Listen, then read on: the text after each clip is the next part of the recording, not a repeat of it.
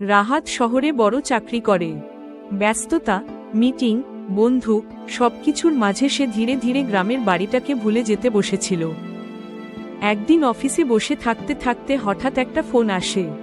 প্রতিবেশী কাকু কাপা গলায় বললেন, বাবা, তোমার মা খুব অসুস্থ, যত তাড়াতাড়ি পারো চলে এসো। রাহাত সব ফেলে দৌড়ে গেল।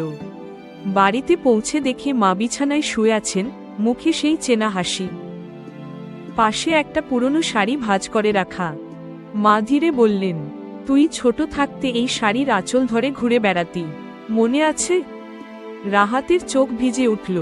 এত বছর ধরে সে শুধু নিজের স্বপ্নের পেছনে ছুটেছে, কিন্তু যে মানুষটা তার জন্য সব স্বপ্ন ত্যাগ করেছে তাকে সময় দেয়নি। মা তার হাত চেপে বললেন, বাবা, বড় হবি, কিন্তু মানুষ হয়ে থাকবি। সেদিন রাহাত বুঝেছিল সফলতা বড় নয়,